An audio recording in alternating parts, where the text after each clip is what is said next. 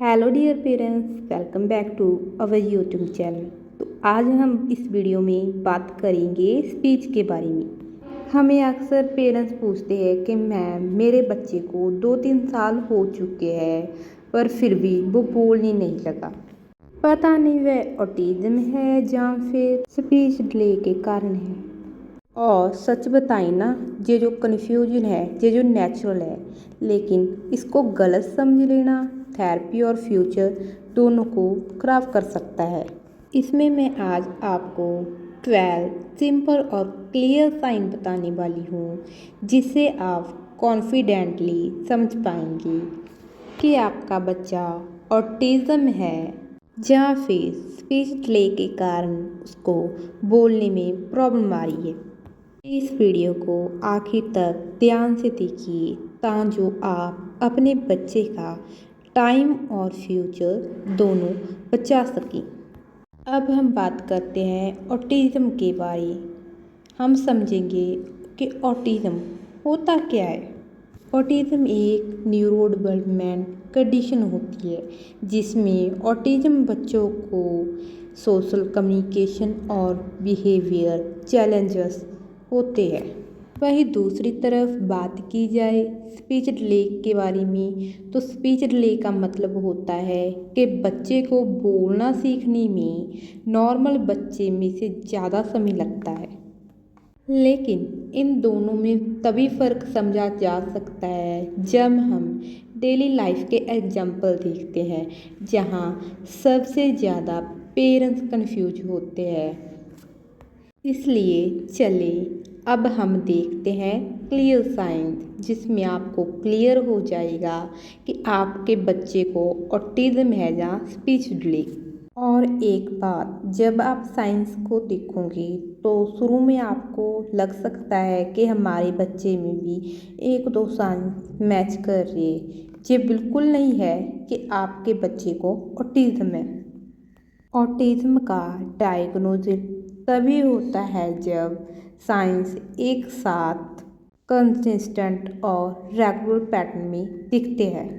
इसलिए please panic मत कीजिए और वीडियो को एंड तक ज़रूर देखिए ताकि आपको पूरी तरह क्लियर हो जाए। तो चलिए अब हम शुरू करते हैं। साइन नंबर 1, अलग अलग तरीके की भाषा या लैंग्वेज। ऑटिज्म वाले बच्चों में सिर्फ स्पीच डिले नहीं होता क्योंकि उनका बोलने का तरीका भी अलग होता है।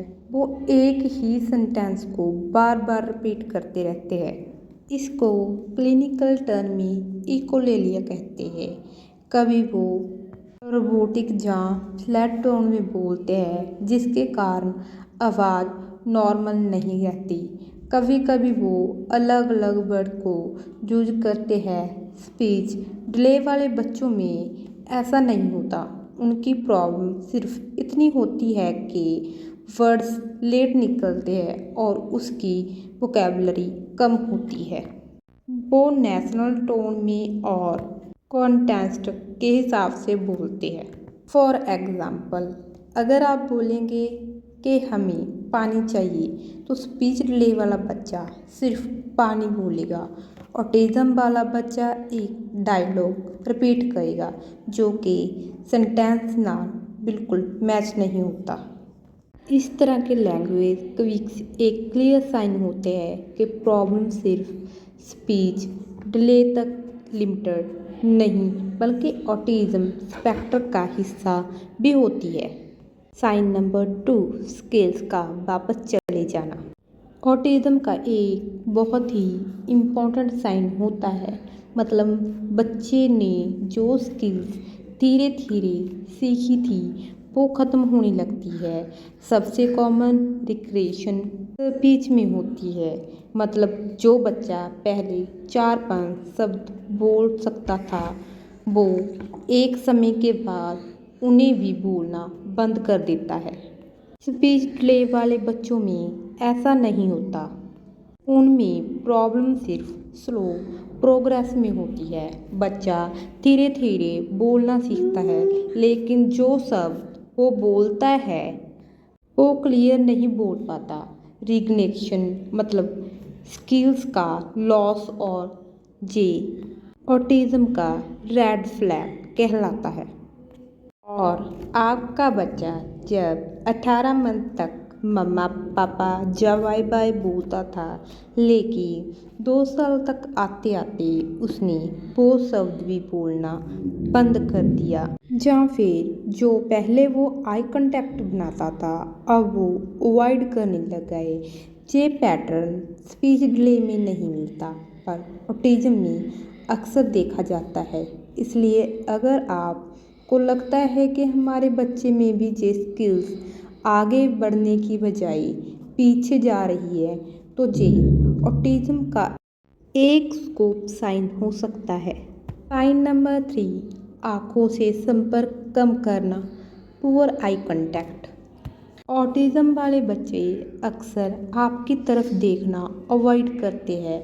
जब आप उनसे बात करते हैं या उन्हें बुलाते हैं तो वो आपकी तरफ देखने की बजाय दूसरी तरफ देखते रहते हैं, या फिर वो अपनी ही दुनिया में बिजी हो जाते हैं। स्पीच डिले वाले बच्चों में यूजुअली ऐसा नहीं होता, भले ही उनकी मुंह से शब्द कम निकलते हैं पर वो मम्मी पापा को देखते हैं और आँखों में आँखें मिलाते हैं और समझने की कोशिश करते हैं। फॉर एग्ज़ाम्पल, अगर आप अपने बच्चे को स्माइल देकर हाय बोलते हैं तो स्पीच डिले वाला बच्चा आँखों में आँखें डालकर आपके सामने स्माइल करेगा। लेकिन वहीं दूसरी साइड ऑटिज्म वाला बच्चा आपकी तरफ देखेगा भी नहीं। इनमें ये ही डिफरेंट रहेगा। अगर आपको लगता है कि आपका बच्चा आपसे आँखों में कनेक्शन बनाने से बचता है तो ये ऑटिज्म का एक इम्पोर्टेंट साइन होता है। साइन नंबर 4, रूटीन में बदलाव बर्दाश्त ना करना। ऑटिज्म बच्चे अपना रूटीन बहुत पसंद करते हैं, मतलब उन्हें प्रैक्टिकलिटी चाहिए होती है। अगर उन्हें डेली पैटर्न चेंज हो जाता है, जहाँ इधर उधर हो जाता है, जहाँ कोई चीज़ यूजुअली जगह पर ना मिलती हो तो उन्हें घबराहट होने लगती है।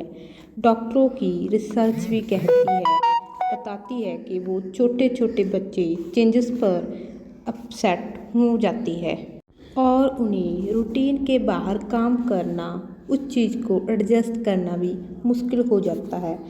एग्जाम्पल्स के लिए सोचिए, अगर आपका बच्चा एक ही गिलास में पानी पीता है और एक दिन आपने वो कप या ग्लास चेंज कर दिया है तो स्पीच डिले वाला बच्चा शायद एडजस्ट कर लेगा। वो थोड़ा अजीब कन्फ्यूज होगा, अजीब बिहेव करेगा, लेकिन ऑटिज्म वाला बच्चा शायद हाइपर होगा, रोने लगेगा या बिल्कुल दूध नहीं पिएगा। स्पीच डिले वाले बच्चे को इतना स्ट्रिक्ट अटैच नहीं होता, उनकी दिक्कत सिर्फ बोलने तक सीमित होती है। उनके इन्वायरमेंट होने में, चेंज होने में इतनी दिक्कत नहीं आती। अगर आपको भी लगता है आपका बच्चा छोटी छोटी बातों पर हाइपर होने लगता है तो ये ऑटिज्म का एक इम्पॉर्टेंट साइन हो सकता है। साइन नंबर 5, इमोशनल एक्सप्रेशन करने का तरीका अलग होना। ऑटिज्म वाले बच्चों का इमोशनल एक्सप्रेशन करने का तरीका अलग होता है।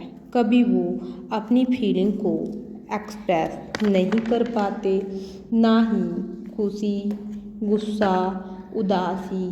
कभी कभी उन्हें रिएक्शंस मैच नहीं होते, जैसे बिना बात के हंसते रहना या बिना बात के रोने लग जाना। स्पीच डिले वाले बच्चे ऐसा नहीं करते, वो अपने इमोशंस नेचुरल तरीके से दिखाते हैं। अगर खुश होते हैं तो वो हंसते हैं, अगर दुखी होते हैं वो गुस्सा करते हैं या रोते हैं, उसका चेहरा भी बदल जाता है। प्रॉब्लम सिर्फ इतनी होती है कि वो अपनी प्रॉब्लम्स को वर्ड में एक्सप्रेस नहीं कर पाते।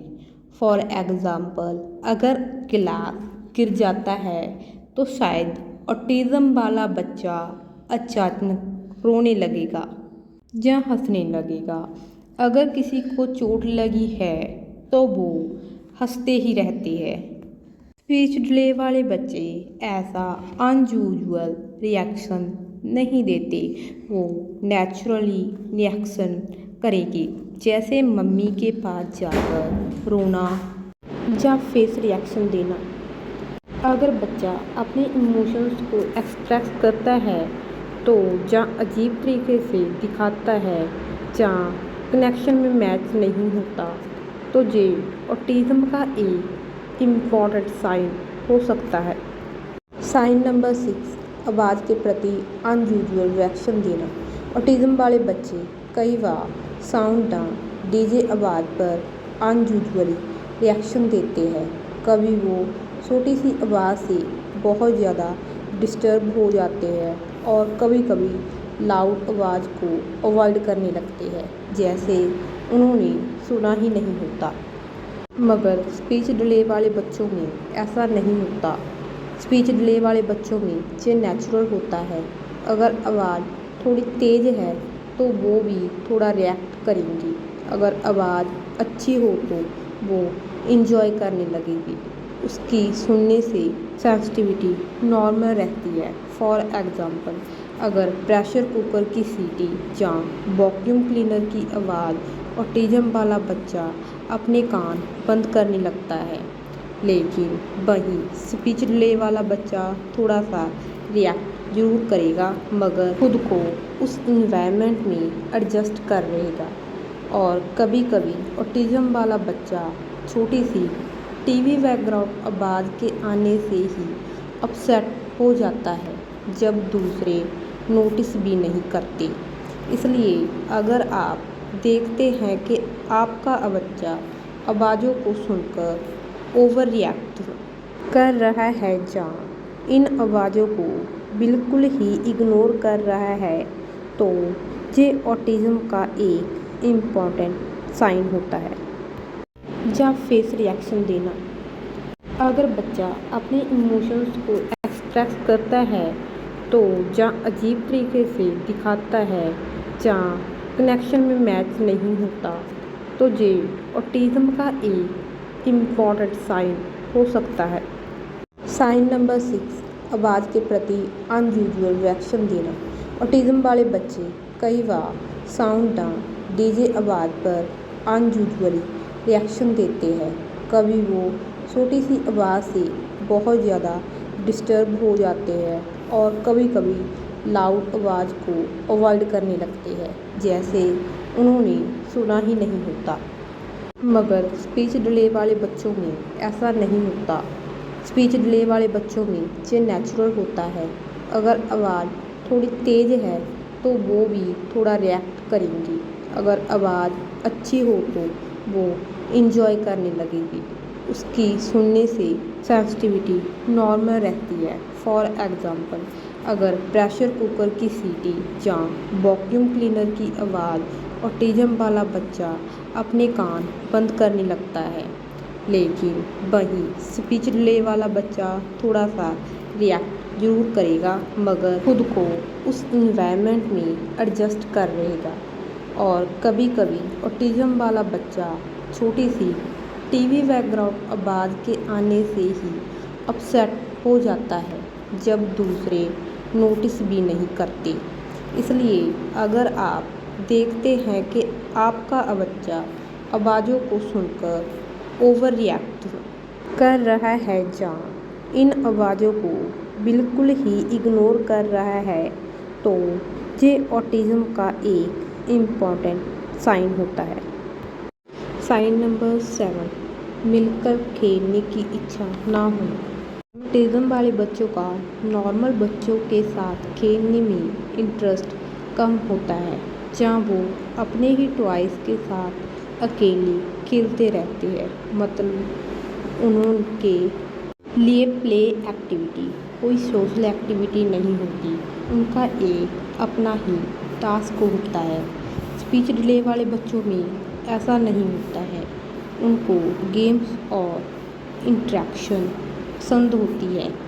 मम्मी पापा के साथ जहाँ वो बाहर खेलना पसंद करते हैं, पर बोलकर अपनी टर्न या मांग पाने में उनका सोशल इंटरेक्शन कम होता है।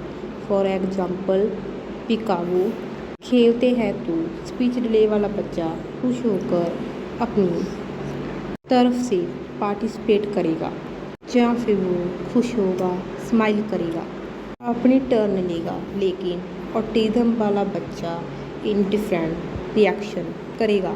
वो आई कांटेक्ट भी नहीं कर पाएगा और अपना ही टॉय लेकर खुद में बिजी हो जाएगा। ऑटिज्म वाला बच्चा इन सब में इंटरेस्ट नहीं लेगा, ना ही वो गेम्स में पार्टिसिपेट करेगा। तो ये ऑटिज्म का एक इम्पॉर्टेंट साइन हो सकता है। साइन नंबर 8, टच और बॉडी में अनयूजुअली रिएक्शन करना। ऑटिज्म वाले बच्चे का टच और बॉडी कॉन्टैक्ट के प्रति रिएक्शन अलग होता है। कभी वो हग करना या रेत पर बैठना बिल्कुल पसंद नहीं करते। अगर आप पास आने की कोशिश करेंगे तो वो दूर भागने की कोशिश करेगा। उनको टाइट हग करने की कोशिश करेंगे तो वो दूर भागने लगेगा। जैसे उनका सेंसरी सिस्टम अलग रिएक्ट करने लगेगा। स्पीच डिले वाला बच्चे में ऐसा जर्नली ऐसा नहीं होता। वो मम्मी पापा के हग्स को इंजॉय करेगा, जबकि ऑटिज्म वाला बच्चा चिल्लाने लगेगा, रोने लगेगा। स्पीच डिले वाला बच्चा रेत पर कंफर्टेबली बैठ जाएगा, खेलने लगेगा और टच के प्रति उनका रिएक्शन नॉर्मल रहेगा। फॉर एग्जाम्पल, जब आप ऑटिज्म वाले बच्चे को प्यार से गले लगाते हैं तो बच्चा चिल्लाने लगता है या दूर भागने लगता है। कभी कभी बच्चा कपड़े पहनने या हेयर कट करवाने से भी बहुत ज़्यादा अनयूजुअली रिएक्शन देता है। स्पीच डिले वाला बच्चा सिचुएशन में नॉर्मली ही बिहेव करेगा। इसलिए अगर बच्चा फिजिकली टच करने पर अनयूजुअली रिएक्शन देता है या अवॉइड करता है तो ये एक ऑटिज्म का इम्पॉर्टेंट साइन हो सकता है।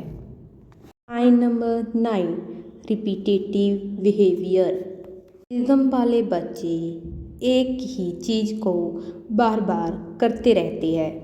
इसको हम रिपीटेटिव बिहेवियर कहते हैं।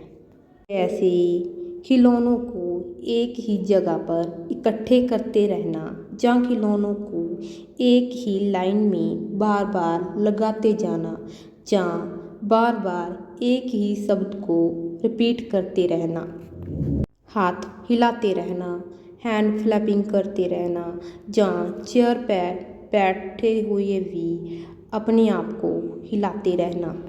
कभी कभी वो एक ही शब्द या डायलॉग को बार बार रिपीट करते रहते हैं। लेकिन स्पीच डिले वाले बच्चों में ऐसा रिएक्टिव बिहेवियर नहीं होता। उनकी प्रॉब्लम सिर्फ वर्ड्स बोलने में देरी होती है, लेकिन वो खिलौनों में नॉर्मली खेलते रहते हैं और उसके एक्सप्रेशन ज़्यादा रिपीटेटिव भी नहीं होती। फॉर एग्ज़ाम्पल, अगर आप कार या टॉय को स्पीच डिले वाले बच्चे को पकड़ाते हैं तो स्पीच डिले वाला बच्चा उसके साथ खेलने लगेगा। लेकिन ऑटिज्म वाला बच्चा शायद उनको लंबे समय तक देखते रहेगा, जहाँ उनके टायर्स को गोल गोल घुमाते जाएगा, जहाँ एक फिक्स लाइन में लगाता जाएगा। इसलिए अगर एक ही काम को बार बार करता है और वो इनको छोड़कर नॉर्मली एक्टिविटीज़ में पार्टिसिपेट नहीं करता तो ये ऑटिज्म का एक इम्पॉर्टेंट साइन हो सकता है। Sign number 10, no name response. नाम पर ध्यान ना देना। ऑटिज़म वाले बच्चे अक्सर अपने नाम बुलाने पर भी रिएक्ट नहीं करते। आप चाहे प्यार से या लाउड आवाज़ से उनका नाम लो तो वो इग्नोर करने लगते हैं, जैसे उन्होंने कुछ सुना ही ना हो। लेकिन स्पीच डिले वाले बच्चे में ऐसा नहीं होता। उनका बोलना लेट हो सकता है, लेकिन जब आप उनका नाम बोलते हैं तो वो तुरंत बोलने की कोशिश करेगा या आपसे आँख मिलाने की कोशिश करेगा या रिएक्ट करते हैं। मीनिंग उनका सोशल रिएक्शन नॉर्मल रहता है। फॉर एग्ज़ाम्पल, माँ किचन में नेम लेकर अगर बच्चे को बुलाती है तो स्पीच डिले वाला बच्चा तुरंत मुड़कर देखेगा या माँ के पास आ जाएगा, चाहे जवाब ना दे पाए। लेकिन ऑटिज़म वाला बच्चा अपने टॉयज़ में ही बिजी रहेगा और नाम पुकारने पर माँ को इग्नोर करेगा। इसलिए आपको देखना है कि आपका बच्चा नेम रिस्पॉन्स करता है या नहीं करता। अगर नहीं कर रहा तो ये एक ऑटिज़म का इम्पॉर्टेंट साइन हो सकता है। साइन नंबर 11, लैंग्वेज डेवलपमेंट का अनइवन पैटर्न। ऑटिज़म वाले बच्चे अजीब शब्द सीखने लगते हैं, पर बेसिक शब्द सीखने में प्रॉब्लम आती है। स्पीच डिले वाला बच्चा कोशिश करता रहता है। Sign number 12, difficulty with transaction. Autism वाला बच्चा एक ही एक्टिविटी को बार बार रिपीट करता रहता है। अगर हम उसकी एक्टिविटी को दूसरी एक्टिविटी में कन्वर्ट करने की कोशिश करते हैं तो मुश्किल आती है, पर स्पीच डिले वाले बच्चे में ऐसा नहीं होता।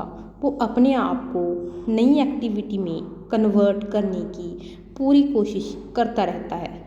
पेरेंट्स आज के जो 12 साइंस एक चीज़ तो क्लियर करते हैं कि स्पीच डिले और ऑटिज़म एक अलग कंडीशन है, लेकिन इसका मतलब बिल्कुल ये नहीं है कि ऑटिज़म एक डेंजर है और स्पीच डिले सेफ है। दोनों ही सिचुएशंस में बच्चों को अपना प्यार, इम्पोर्टेंस और थेरेपी की ज़रूरत होती है। ऑटिज़म एक कंडीशन होती है, ना कि बच्चों के लिए एक पनिशमेंट। ऑटिज़म वाले बच्चे भी बाकी बच्चों के जैसा सीखते हैं, बोलते हैं, स्कूल जाते हैं और दोस्त बनाते हैं। बस उनका तरीका थोड़ा अलग होता है।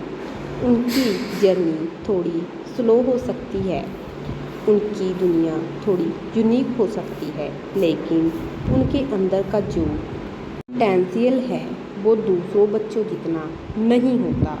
स्पीच डिले वाले बच्चों को हम किसी बच्चों से कम नहीं समझ सकते। उनका बच्चों का बोलना लेट हो सकता है। स्पीच डिले वाले बच्चे लेट टॉकर हो सकते हैं, लेकिन ऑटिज़म वाले बच्चों को हम कहना चाहते हैं कि आपका बच्चा एक यूनिक लर्नर है। इन दोनों केसेस में सबसे बड़ी बात आप पेरेंट्स के पास हो। अगर आप जल्दी एडजस्ट या आइडेंटिफाइड करते हैं, थेरेपी स्टार्ट करते हैं, तो आपका बच्चा जल्द ही ठीक हो सकता है। आप पेरेंट्स को अपनी होप कभी भी छोड़नी नहीं चाहिए। अगर दुनिया में आपको आगे बढ़ना हो तो याद रखिए, ऑटिज़म कोई डेंजर नहीं है और ना ही स्पीच डिले का ऐसा हो सकता है कि कोई सल्यूशन ही ना हो। पर सबसे बड़ी बात, आपके बच्चे स्पेशल हो सकते हैं सबसे, और आपकी सपोर्ट में वो आपका बेस्ट वर्जन बनेगी। अगर आपने मेरा ये वाला वीडियो नहीं देखा तो प्लीज़ अच्छे से ये वीडियो देखिए। इसमें आपको आपके बच्चे की हेल्प करने में मदद मिलेगी। अगर आपको हमारी वीडियो पसंद आई हो तो चैनल को लाइक, शेयर एंड सब्सक्राइब करें और हमसे कांटेक्ट करने के लिए नीचे स्क्रीन पर दिए गए नंबर पर संपर्क करें। Thank you.